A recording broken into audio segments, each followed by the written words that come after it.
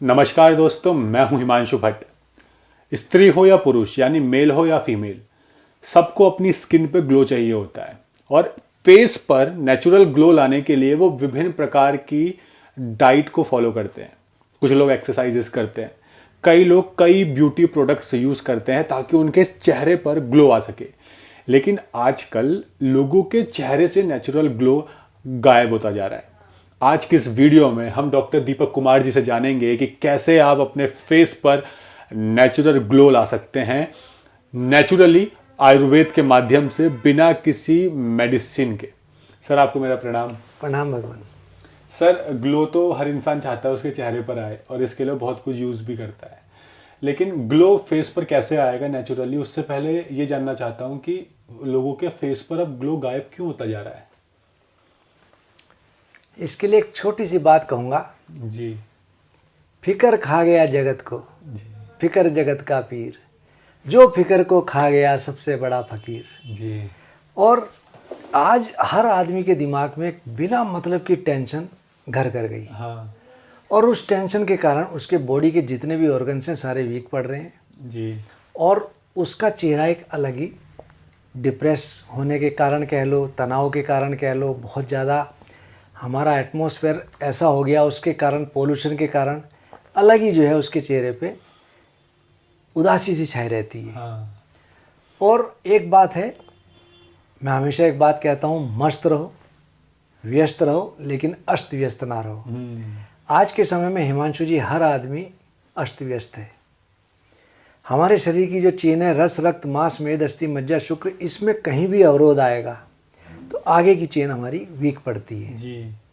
और रस, रक्त, मांस, मेद, अस्थि, मज्जा, शुक्र के बाद ओज का निर्माण होता है। जिस व्यक्ति के चेहरे पर ओज होगा, ये मान के चलो कि उसने चिंता को हरण कर लिया।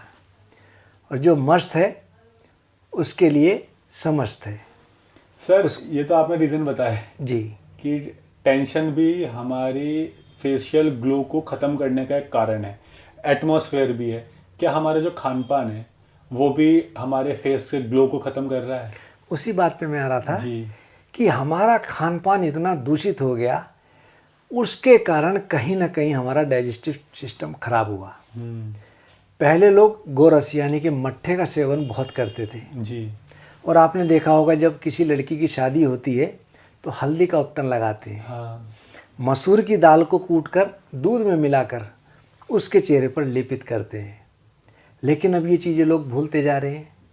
और जब से हम इस पद्धति को भूलते आ रहे हैं, तब से दिक्कतें तेज़ी से क्लिक कर रही हैं।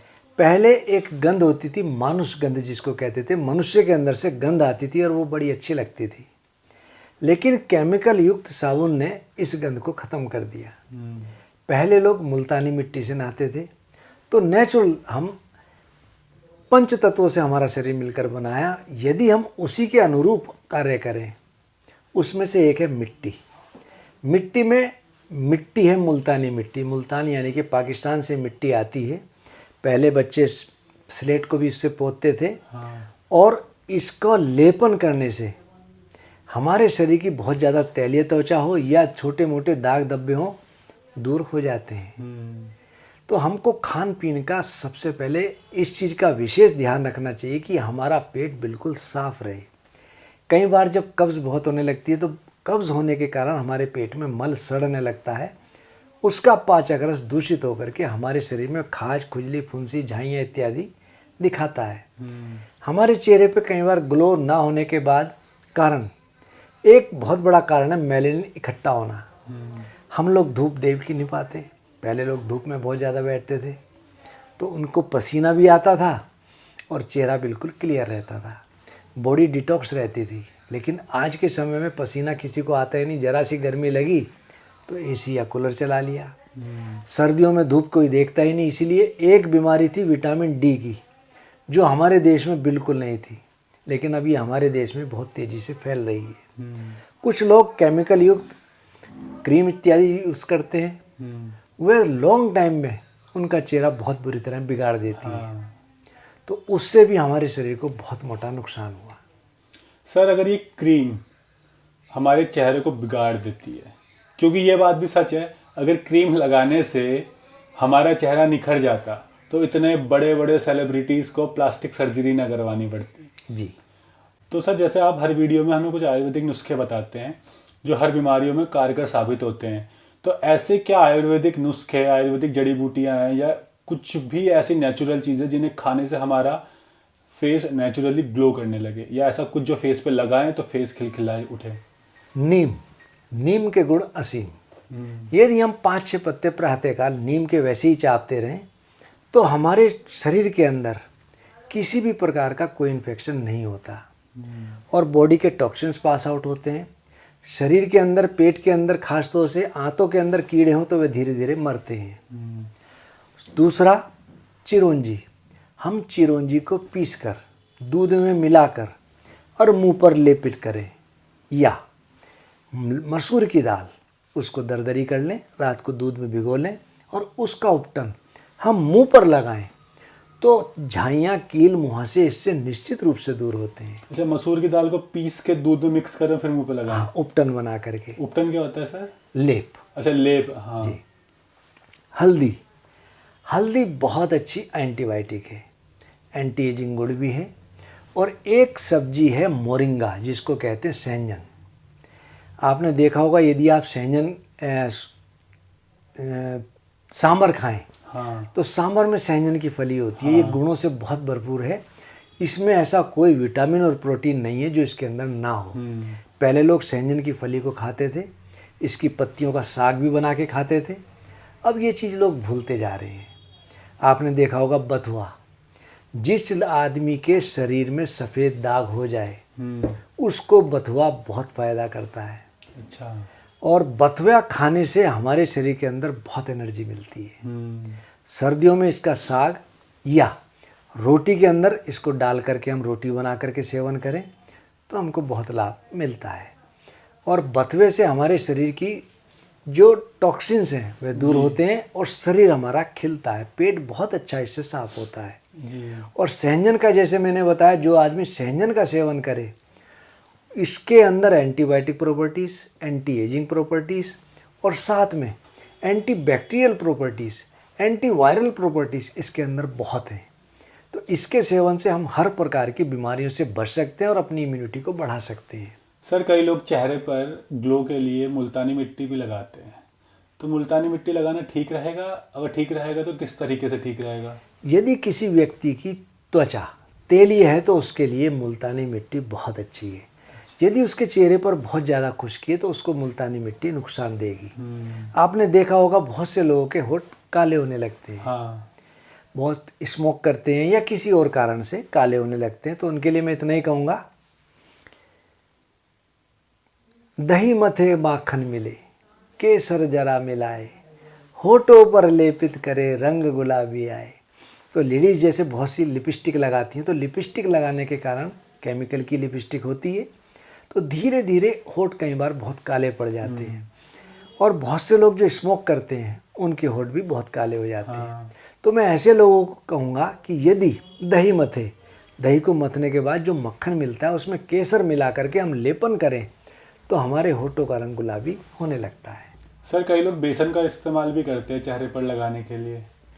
ये पैक भी बहुत अच्छा है। बेसन है, सफ़ेद चंदन है, अगर चंदन कहीं में उपलब्ध हो जाए तो ये बहुत अच्छा रहता है। मसूर की दाल है, चिरौंजी है। और आपको एक और नुस्खा बता रहा हूँ। मिस्र में जो रानियाँ थी अपनी सुंदरता बचाए रखने के लिए गधी के दूध से स्नान करती थी। गधी के जी। और ये कहा भी गया कि जो व्यक्ति गधी के दूध से अपने चेहरे की मालिश करे, इसकी तो विदेशों में बहुत मालिश भी करते हैं, उनके चेहरे पर एक तो सुंदरता आती है, कील मुहासे दूर होते हैं, झाइयाँ बिल्कुल ख़त्म होती है और चेहरा उनका दमकने लगता है। वैसे सर गधी का दूध सुन के ना कई लोगों को ये बात मजाक लग रही होगी, लेकिन अगर आपको बात मजाक लग रही है तो आप इंटरनेट पर सर्च भी कर सकते हैं। ऑलरेडी आपको कई रिसर्चेस भी मिल जाएंगे इस बात पे। जी। सर शहद भी क्या चेहरे पर लगाने से फ़ायदा होता है? शहद बहुत अच्छा एक पैक का काम करता है जी। और शहद के बारे में कहा भी है, मिस्र की जब मम्मी खोली गई तो उसमें जब रानियों के साथ सामान मिला उसमें शहद भी एक चीज़ थी जी। और टेस्टिंग में पाया गया कि शहद में 1% भी गुण कम नहीं हुए। हाँ। लेकिन जब से ये हनी बी का प्रोसेस आया, इसने शहद का रूप बिगाड़ दिया। जंगल का शहद सबसे अच्छा है और इसके सेवन से हमारा पेट साफ रहता है। बहुत अच्छा एंटीबायोटिक भी शहद है जी। आपने देखा होगा 3-4 ओलंपिक पहले जब चाइना ओलंपिक में छा गया तो रिसर्च करके ये पता करा कि चाइना क्यों इतना आगे बढ़ा, इनकी स्टेमिना कैसे बढ़ी। जी। तो इसका ये पता लगा कि चाइनीज लोग ब्रेड पर शहद लगाकर या दूध में शहद मिलाकर बहुत सेवन करते हैं। शहद के सेवन से हमारे शरीर का एक्स्ट्रा फैट रिड्यूस होता है, बेशर्ते वो असली शहद हो। जी सर, हमने सुना है कि गाजर, चुकंदर और आंवला खाने से भी चेहरे का ग्लो बढ़ता है। बिल्कुल, गाजर हमारे पेट के लिए बहुत अच्छी चीज़ है। जी। गाजर और चुकंदर जो आदमी सेवन करेगा उसको एक तो कब्ज कभी नहीं सताएगी। गाजर, बथुआ, आंवला जो खाए मन भाए, स्वाद बढ़े कब्जी मिटे, बदहजमी मिट जाए। तो जो व्यक्ति इन चीज़ों का सेवन करता रहे उसके डाइजेस्टिव सिस्टम बहुत स्ट्रांग होता है और गाजर के सेवन से हमारी आँख का चश्मा भी उतर जाता है। और यदि हम गाजर को लगातार चबा के खाएं या इसका रस लेते रहें, हमारे बालों के लिए यह गाजर बहुत मुफीद है। सुंदरता खाली चेहरे से नहीं आती, बाल भी उसमें एक काउंट करते हैं, आंखें भी एक काउंट करती हैं। आपने देखा होगा किसी किसी आदमी के नीचे बहुत काले घेरे हो जाते हैं। एक छोटा सा चमत्कारिक प्रयोग बता रहा हूँ। यदि किसी व्यक्ति के आँखों के नीचे काले घेरे आ रहे हों तो सबसे पहले तो उस कारण को दूर करें। सफ़ेद पानी लेडीज़ में बहुत ज़्यादा लिकोरिया की शिकायत हो या पुरुषों में प्रमेह की शिकायत हो, पेशाब के साथ सीमन जाता हो या नींद पूरी ना होती हो, आयरन की कमी हो, बहुत ज़्यादा जागने का काम हो या आईसाइट वीक हो रही हो या आंखें बहुत मलते हो, तो आपने देखा होगा आंखों के नीचे काले घेरे आ जाते हैं। यदि कोई व्यक्ति प्रातःकाल उठकर अपने थूक से आंखों के नीचे मालिश करे तो काले घेरे बहुत जल्दी ख़त्म होने लगते हैं। अच्छा जी सर, बचपन से हम एक बात और सुनते आ रहे हैं कि जो व्यक्ति नियमित तौर पर अपनी रोज पानी पीता है, पर्याप्त मात्रा में पानी पीता है, जितना बताया गया है 3 से 4 लीटर, और गुनगुना पानी पीता है, यानी कि अपनी बॉडी को जो हाइड्रेटेड रखता है, उसकी स्किन पे भी ग्लो आ जाता है। बिल्कुल, मैंने आपसे क्या कहा कि हमारा जो शरीर है 5 तत्वों से मिलकर बना है और इसके लिए कहा भी है सब रोगों की 4 दवा, मिट्टी, पानी, धूप, हवा। यदि हमारी मिट्टी बिल्कुल सही है, पॉल्यूटेड नहीं है, धूप हमको प्रचुर मात्रा में मिलती है, भगवान सूर्य देवता का बहुत आशीर्वाद इस देश के ऊपर है। कुछ देशों में आप देखोगे कि सूरज को निकले कई कई महीने हो जाते हैं, दिखता ही नहीं। और कई जगह तो ऐसा होता है कि सूरज इतना प्रचंड वेग में होता है वहाँ कोई आदमी निकल ही नहीं सकता। भगवान ने इस देश के ऊपर विशेष मेहरबानी करते हुए हर ऋतु दी है जी।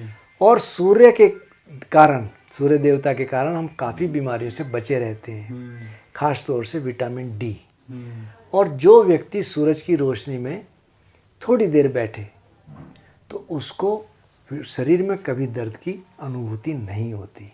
सर, आपने जैसे बताया था कि ऑयली स्किन वाले, मतलब जिनकी स्किन ऑयली होती है, उनको मुल्तानी मिट्टी फ़ायदा देगी जी। लेकिन जिनकी स्किन रूखी होती है यानी ड्राई होती है, उनको नहीं लगानी चाहिए। तो इसी तरीके से हमने सुना है कि जो मलाई और दूध है, चाहे मलाई हो चाहे दूध हो, अगर इसको आप चेहरे पे लगाओगे तो इससे भी ग्लो बढ़ता है।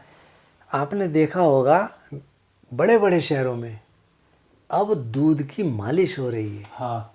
अभी मैंने जैसे गधी के दूध के बारे में बताया, गधी का दूध उपलब्ध नहीं होता तो आप गाय के दूध की मालिश करें, इससे भी हमको बहुत लाभ मिलता है। आप मालिश करके थोड़ी देर बाद रुई से आप उसको साफ़ करेंगे तो बिल्कुल जो चेहरे की कालस है उतर जाती है और चेहरा हमारे दमकने लगता है। और जो व्यक्ति नारियल पानी के लिए मैं इतना कहूँगा, ये इतना अच्छा सॉफ्ट ड्रिंक है, इसके नियमित सेवन से हमको किसी प्रकार की विटामिन्स, प्रोटीन्स की कमी नहीं होती। माँ के दूध में एक एसिड होता है लॉरिक एसिड, और माँ के दूध के बाद सिर्फ नारियल पानी में ही लॉरिक एसिड होता है और किसी उसमें नहीं होता। इसमें पोटाशियम प्रचुर मात्रा में होने के कारण इसीलिए इसको सॉफ्ट ड्रिंक कहते हैं जी। और इसके सेवन से हमारा प्रतिरोधक तंत्र तो मजबूत होता ही है। जिन लोगों को आपने देखा होगा कि डेंगू हो गया और उनकी प्लेटलेट्स डाउन आ रही हैं, बहुत कमजोरी महसूस कर रहे हैं, यदि ऐसा व्यक्ति इस नारियल पानी का सेवन करे तो उसको बहुत लाभ मिलता है। सर एक लास्ट क्वेश्चन, क्योंकि जगह चेहरे की बात हो रही है, ग्लो की बात हो रही है, तो एलोवेरा कैसे छूट जाए, तो ऐसा हो नहीं सकता जी। तो एलोवेरा कैसे लगाना चाहिए और ग्लो में कितना फायदेमंद होगा? एलोवेरा हमको पहले लोग घर में इसकी सब्जी बनाते थे, हाँ जी। इसके छोटे छोटे टुकड़े काट के कढ़ाई पे रखते थे, ये पानी छोड़ देता था, निचोड़ करके पानी निकाल लेते थे, उसमें सब्जी को छोंकते थे। हाँ जी। वो खाने में बड़ी पौष्टिक और ताकतवर भी होती थी और पेट भी हमारा साफ करती थी। एलोवेरा का साइड का आप छिलका कांटे वाला काट लें, ऊपर से छिलका हटा के अंदर से गूदा निकलेगा जी। उस गूदे को हम चेहरे पर मल करके मालिश हल्के हाथ से करते रहें 2 4 5 10 मिनट, तो धीरे धीरे हमारा चेहरा दमकने लगता है। और एलोवेरा के साथ साथ यदि किसी को सफ़ेद चंदन मिल जाए, सफ़ेद चंदन भी इस रोग की बहुत अच्छी दवा है। रोग तो नहीं कहूँगा, लेकिन चेहरे को दमकाने के लिए सफ़ेद चंदन भी बहुत अच्छा है। और एलोवेरा, इसके बारे में तो मैं इतना ही कहूँगा कि पहले जब हम लोग कहते थे कि आप इसका सेवन करो, लोग कहते थे कि कड़वा है। ये बड़े दुख की बात है, जब ये घीकुआर विदेशों में जा कर के, अमेरिका जा कर के एलोवेरा बन के आया, तब हमने इसको एडॉप्ट किया। जी। इसी का एक आयुर्वेद में बनता है कुमारिया सव जी। और कुमारिया भी घीकुआर को कहते हैं। ये बहुत अच्छा पेन किलर भी है। जिनको शरीर में बहुत दर्द रहता हो, इसके लड्डू बना करके यदि खाएं तो शरीर में दर्द की कमी होती है और बल का भंडार होने लगता है। धन्यवाद सर कि आपने हमें इतनी इम्पोर्टेंट इन्फॉर्मेशन दी फेस के ग्लो के बारे में। उम्मीद करते हैं आपको काफ़ी कुछ जानने को मिला होगा कि आप नेचुरली अपने फेस का ग्लो कैसे बढ़ा सकते हैं। लेकिन एक चीज़ का ध्यान रखिएगा, जितना फास्ट फूड है, कोल्ड ड्रिंक्स हैं, यानी जो हमारा पैक्ड फूड आता है, कई महीनों पहले बन जाता है फिर हमारे पास पहुंचता है, इसके साथ साथ जो हम शराब का बहुत ज़्यादा सेवन करते हैं, इससे आपके चेहरे का ग्लो ख़त्म हो जाएगा। और कोई सा भी ब्यूटी प्रोडक्ट आप यूज़ कर लीजिए, वो केमिकल है, आपकी स्किन को नुकसान लॉन्ग टर्म में वो पहुंचाएगा ही पहुंचाएगा। और क्योंकि आपकी स्किन के ग्लो के लिए ये सारी चीज़ें जो बताई है, इसके साथ साथ आपको अपनी डाइट का ध्यान रखना होगा। जितना ज़्यादा आप नेचुरल खाएंगे उतनी ज़्यादा आपकी स्किन अच्छी रहेगी और उतना ज़्यादा आपके चेहरे पे ग्लो आएगा। अगर आपके मन में आपकी हेल्थ से रिलेटेड कोई भी क्वेश्चन है, आप नीचे डिस्क्रिप्शन में पूछ सकते हैं। हम कोशिश करेंगे हर वीडियो के माध्यम से आपको उनके सॉल्यूशन देने का, ताकि आप इलनेस से वेलनेस की तरफ पहुंच सके। धन्यवाद।